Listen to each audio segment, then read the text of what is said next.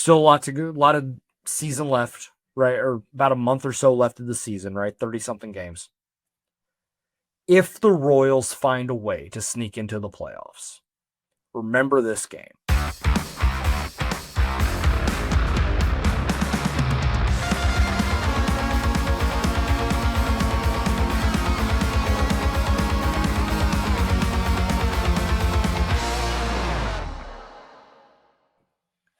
One Royal way back at it here on Kansas City Sports Network. I'm Joel Penfield. Thank you all so much for tuning in. Make sure to like, rate, subscribe, review on all platforms. Hit those notification bells so you know when our episodes go live. I'm recording about 5 minutes after the game on Tuesday. Obviously a wild game. We'll get into it. The tenor of the show, the things I was going to talk about, a lot of it's been scrapped. I don't necessarily script what I'm going to say. Oftentimes it just comes from up here, and I kind of have some notes in my head of some topics I want to hit, kind of go through the box score, those sort of things.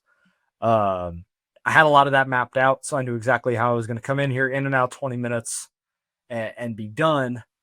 Given the way last night's game went on Monday, and the first 7 1/3 went in the game tonight, a lot has changed in those last two games, and it doesn't excuse the game the night before. But it changes a lot when you think about the direction that this team is trying to head in, right? You lose the first two games of the series, you're dead, basically. Tonight changes a lot, and we'll get into that right now. The show, as always, brought to you by Emprise Bank, member FDIC. Our partners Impossible here at Kansas City Sports Network, and on this show, we can't thank them enough for their support over the last couple of years. Do want to shout out Kansas City Strength and Conditioning as well. You have a baseball or softball player in the area that needs a place to train, be sure to check them out.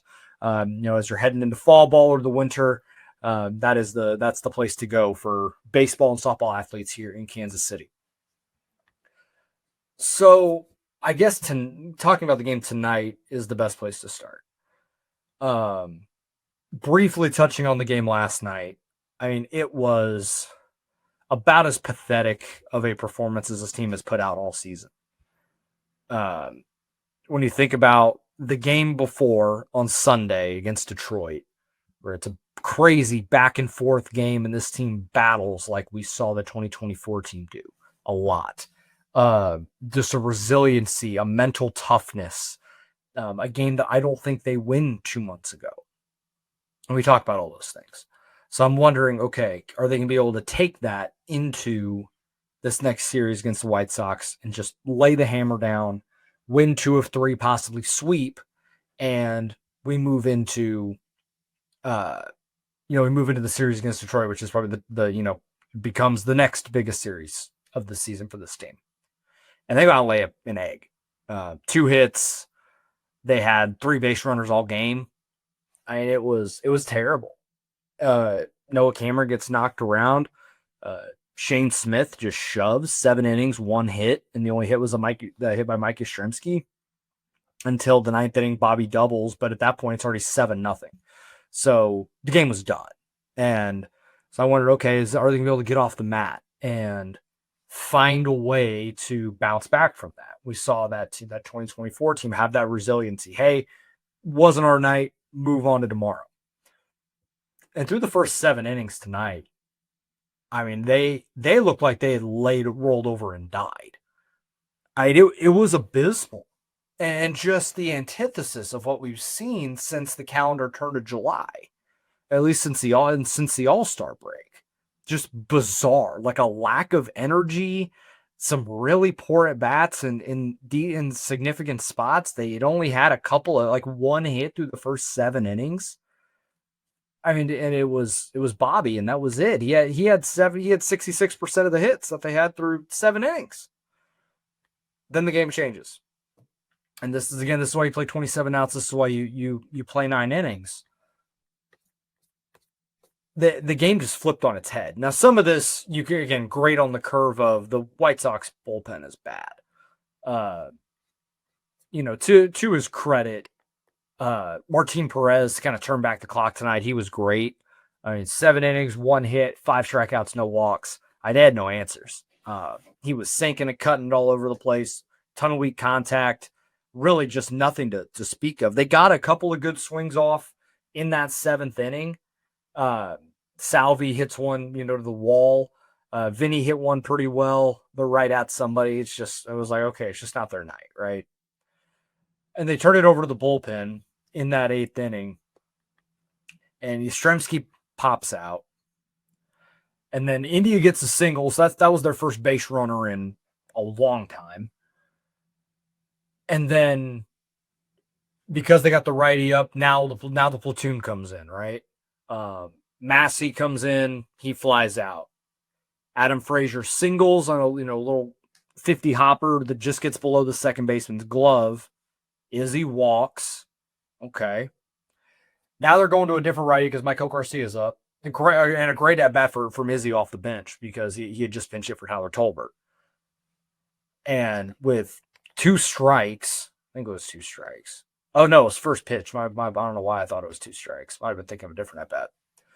Just jam shot, single, scores 2. Okay. And then Bobby comes up and just a bad at-bat. And I'll get to him a little bit more later. It was a rough spot for him there. But you get the top, the middle of the order coming up in 9th. Shut down 8th. And you come up in the 9th. They stick with Grant Taylor, who's throwing 100, 98, 99 with this ridiculous slider. Like, the stuff is really good. It's just not refined for him yet. Vinny singles, and then Yaz comes up a batter later with a single. All right, 2 on with 1 out. India hits a single, and it was hit so hard and so on a line. Vinny had to freeze to make sure that it was going to get down because it was up enough that, and he kind of hit like a little knuckler that I didn't know if it was the center fielders who was going to be able to get to it, but it drops.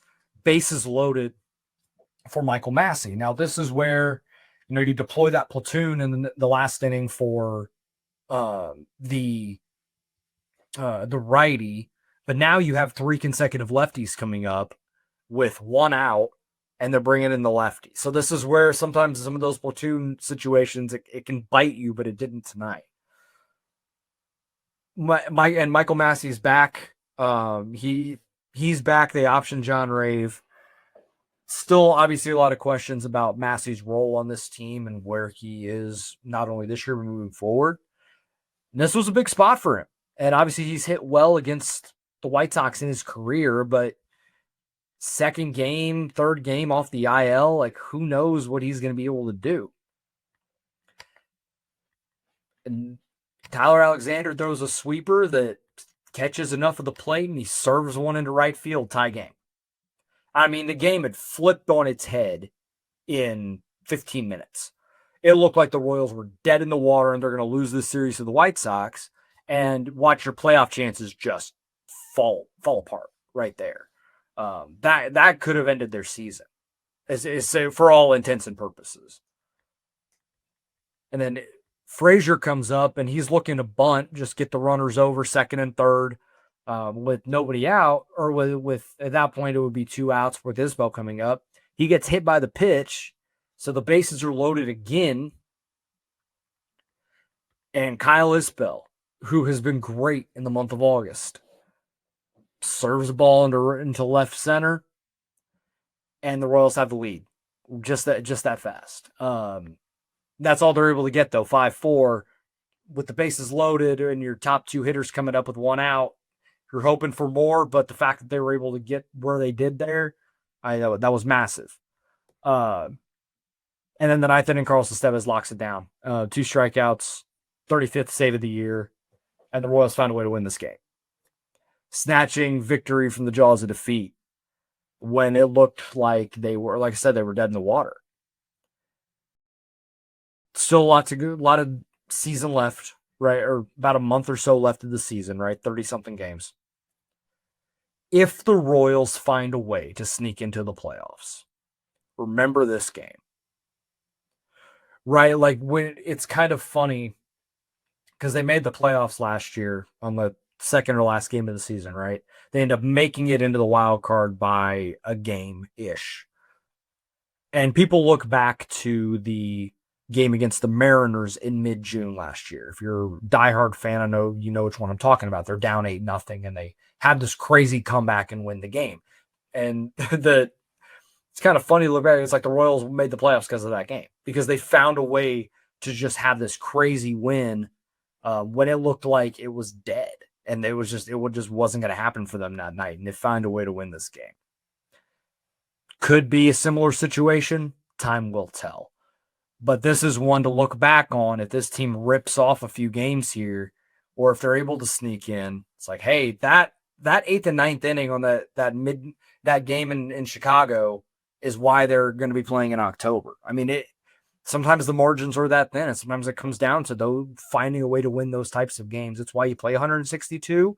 It's why you don't get bent out of shape over losses, but also where wins can have significance. Like that. That's why you play it out. That's why you play 27 outs.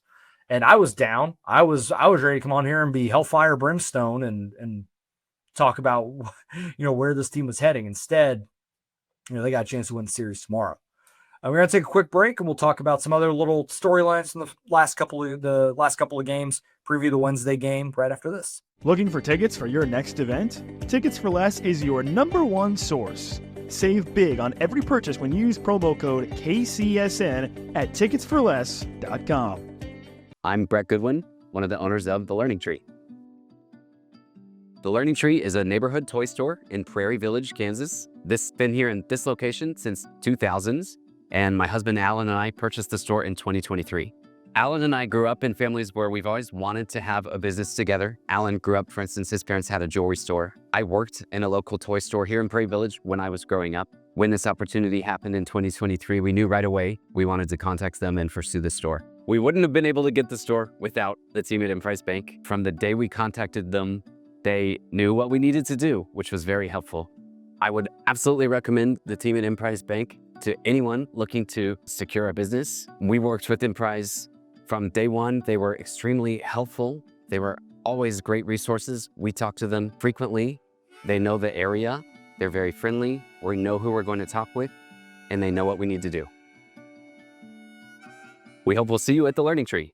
What's good, everybody? It is Benny Heiss, KCSN betting analyst, and I just want to let you all know that it's okay. You can take a slow, deep breath. Inhale and breathe out with one word: football. You feeling it? Yeah? Did you take that in? That sweet, sweet scent of grass and pigskin in? I'm ready.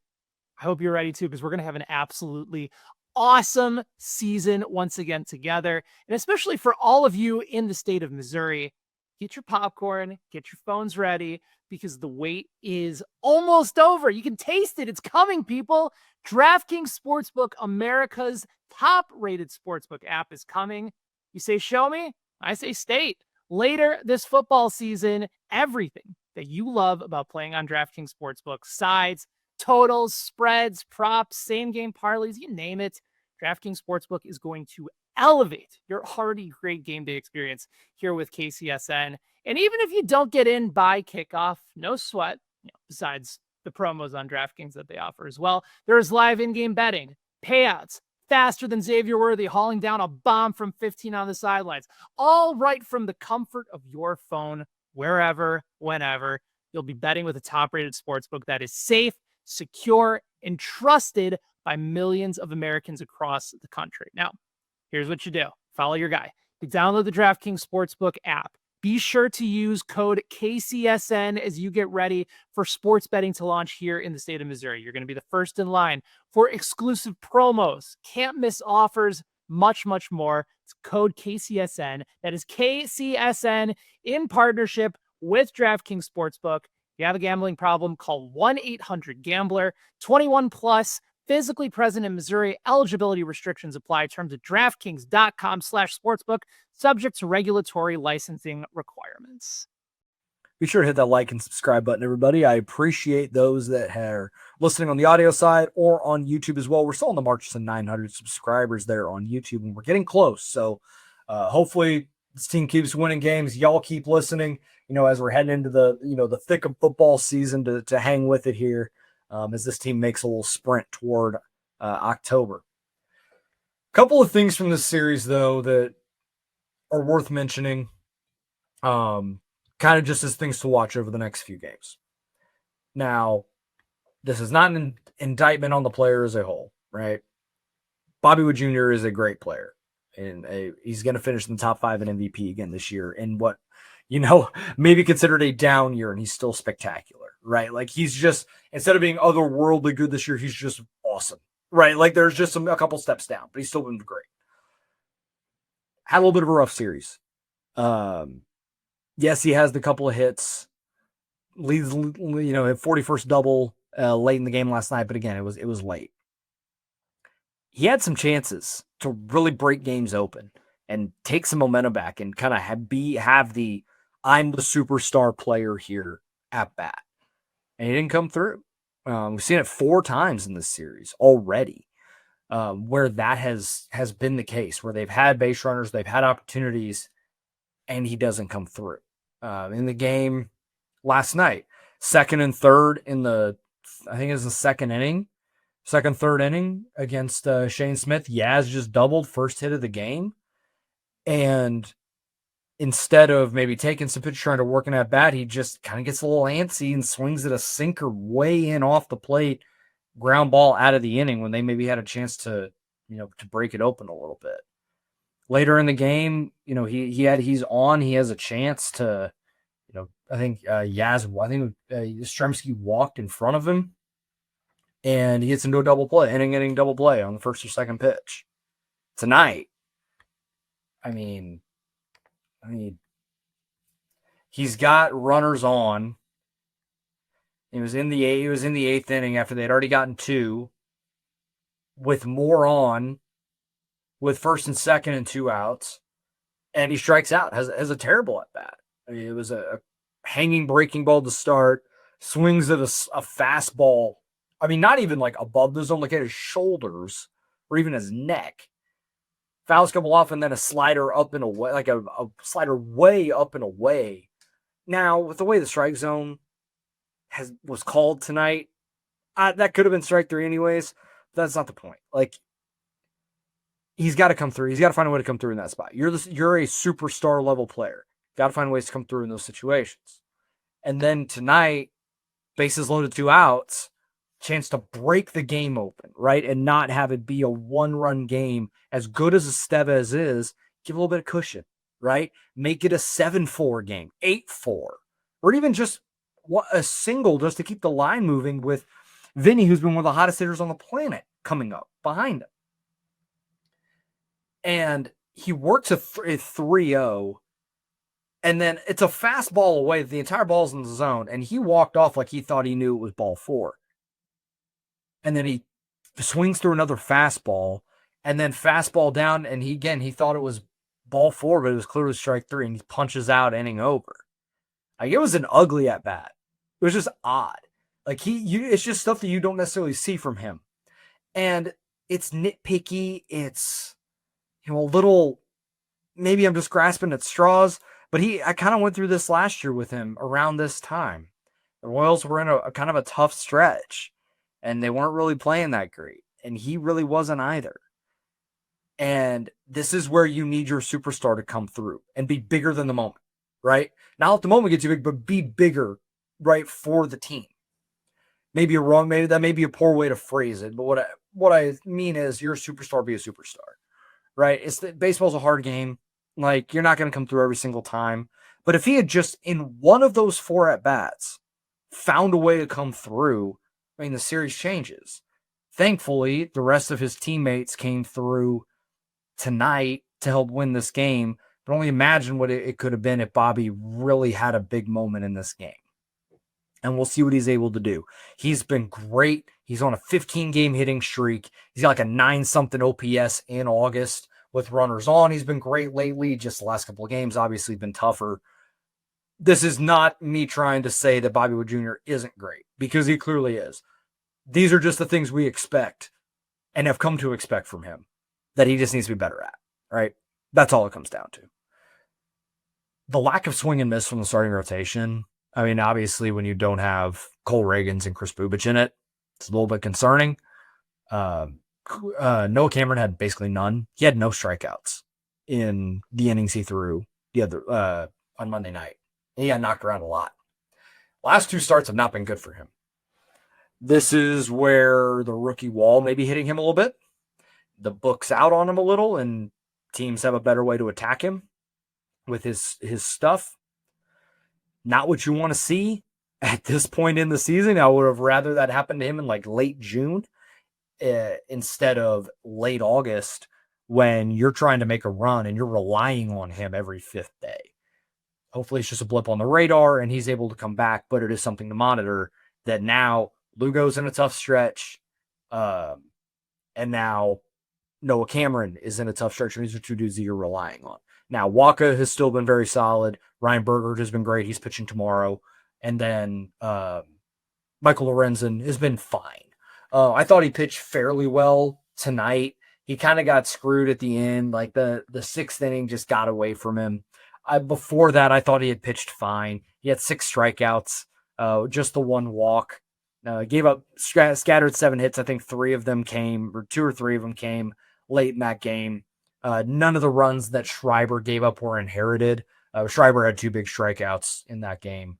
And then Estevez obviously locked it down. But they got to figure something out to get some swing and miss, right? Because it's some of it is just hoping you get a healthy Cole Reagans here in a couple of weeks, and he's able to provide some of that for you. But you still have no idea what the Royals are going to get from him if and when he comes back this season. So we'll see what they have. Bergert's shown an ability to get some swing and miss. He's increased the whiff rate every start. But we'll see what they got. This is gonna be another game tomorrow where you got to find a way to win, right? You can't lose this series. Take and bottle up whatever in that last inning in a third that they had in that game against the White Sox, and just bottle that shit up and take it into the next game. Find a way to win this game. It's another night game. Aaron Savale, who they kind of knocked around a little bit in the game on, I think it was the last Friday, and Ryan Bergert on the mound. And the White Sox had seen him before, but I thought he pitched well overall in that game outside of the home run to Lenny and Sosa. We'll see what they got, man. Tonight changed a lot. And like I said, if is this going to be kind of the galvanizing win that was maybe Sunday was, and just the kind of, oh man, we got to get rolling. We can't not take these games seriously. We can't afford to let off the gas pedal. Like, this is where you have to chase every win. It's 162 games. It's a long season. You got to take it day by day. You can't really think ahead, but you got to really hammer down when it is today, right? You win that game and that's great. Find whatever momentum you're able to, and let's go win a series before an off day that is much needed for this team. And then the game, and then you got the Tigers coming into town with a chance to really try and make a run here with the homestand coming up against the Angels and the Twins. Toast game tonight to Michael Massey and Kyle Isbell for their clutch hits in the 9th inning to tie the game and then to take the lead against a lefty in a big spot. For it to be those two to come through, I feel like it's very poetic, right? There is something to be said for, it's the bottom of the order. It's the platoon bats that came off the bench. Those are 2 of the guys that come through. So a tip of the cap to Quatrero as well for getting those guys in, and those guys are able to come through. Big time moment there. Toast game to them. This is water, folks. I know it's clear, and I know that sometimes I drink on the show. It's not. It's water. That's going to do it. Be on the lookout for Thursday. Show is going to be at 4 o'clock, maybe a little bit after, because I am done working at 4. So I'm not going to go seamlessly from one to the other, but about 4 o'clock on Thursday. Reason being, Oklahoma State kicks off 6:30 on Thursday night, and I will be watching that. So changing it up a little bit, but that's what it's going to be for that normal 8:30 on Sunday. That'll be the normal recording time for then. So if you're able to come through and hang out, listen on your drive home, or, however you consume it, I appreciate it. If you are able to come out and hang out in the live chat, that would be great. I'll talk to y'all on Thursday. Hopefully we're talking about a series win and a little bit of momentum heading into Detroit. We'll talk then. Take care, everybody.